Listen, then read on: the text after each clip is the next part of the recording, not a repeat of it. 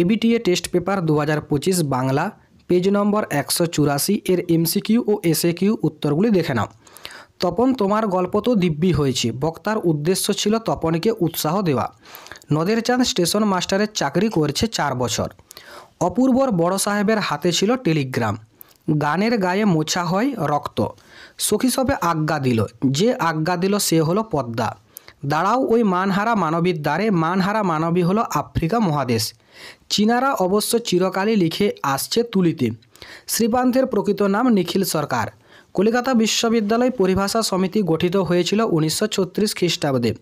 বিকেলে চায়ের টেবিলে উঠে কথাটা চিহ্নিত পদটি হলো অধিকরণ কারক। বিনা স্বদেশী ভাষা মিটে কি আশা, এখানে বিনা হলো অনুসর্গ। মিথ্যেবাদী কোথাকার চিহ্নিত পদটি যে সমাস তা হলো উপপদ তৎপুরুষ সমাস। পরপদ প্রধান সমাস হলো তৎপুরুষ সমাস।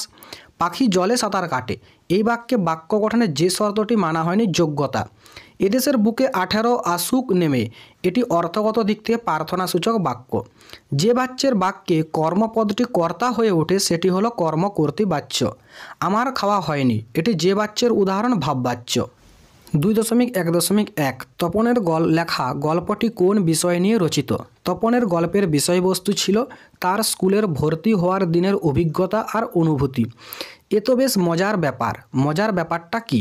মজার ব্যাপারটি হলো সর্বত্যাগী সন্ন্যাসীর পায়ের ধুলো দুর্লভ হলেও কাঠের খড়মে সোনার বোল লাগিয়ে তার পায়ের কাছে ধরতেই তিনি পা বাড়িয়ে দিলেন। সেই ফাঁকে জগদীশবাবু সন্ন্যাসীর পায়ের ধুলো নিয়েছিলেন। নদের চাঁদের ভারী আমোদ বোধ হইতে লাগিল। আমোদের কারণ কি ছিল?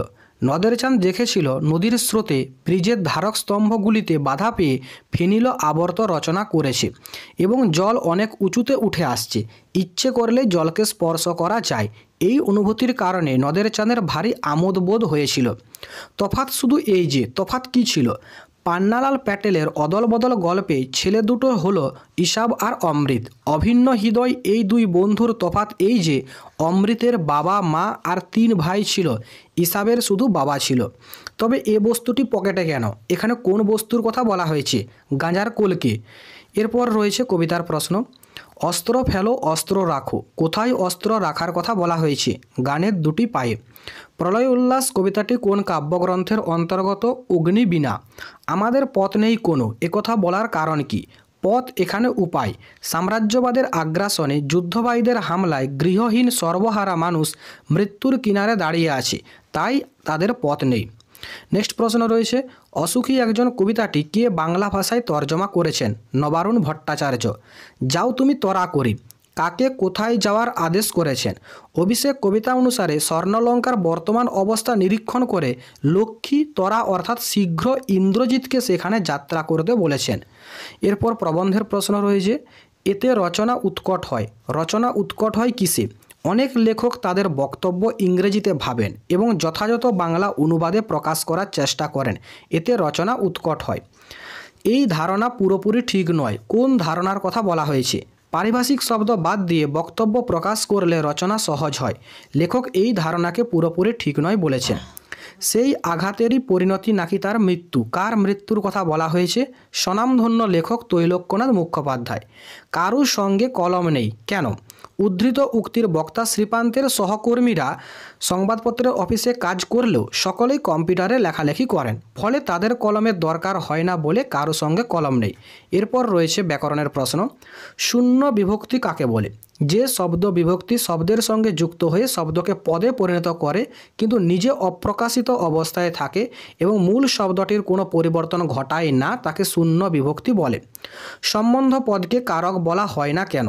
কারকের ক্ষেত্রে বাক্যের ক্রিয়ার সঙ্গে অন্যান্য নামপদের সম্পর্ক থাকে, কিন্তু সম্বন্ধ পদের ক্ষেত্রে বাক্যের ক্রিয়ার সঙ্গে তার কোনো সম্পর্ক থাকে না, তাই সম্বন্ধ পদ কারক নয়। এসো যুগান্তরের কবি, চিহ্নিত পদটির সমাস নির্ণয় করো। অন্য যুগ সমান যুগান্তর নিত্য সমাস। নিত্য সমাস কাকে বলে? যে সমাসের সাধারণ নিয়মে ব্যাসবাক্য হয় না বা ব্যাসবাক্য করতে গেলে অন্য পদের প্রয়োজন হয়, তাকে নিত্য সমাস বলে। যেমন অন্য গ্রাম সমান গ্রামান্তর। মধ্যপদলোপী বহুব্রী সমাসের একটি উদাহরণ দাও। 5 সের পরিমাণ যার 5 সেরই। বৃষ্টির মধ্যে ছেলেরা মাঠে খেলছে। গঠনগত দিক থেকে এটি কোন শ্রেণীর বাক্য? সরল বাক্য। বিশ্বকবি রবীন্দ্রনাথ ঠাকুর গীতাঞ্জলি কাব্য রচনা করেন। বাক্যটির উদ্দেশ্য ও বিধেয় অংশ চিহ্নিত করো।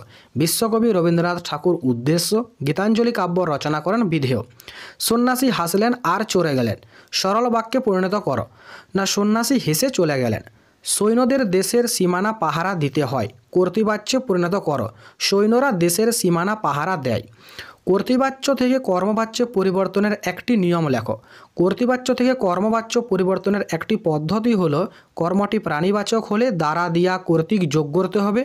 কর্তৃবাচ্যের কর্তা র বা এর বিভক্তি যুক্ত হবে।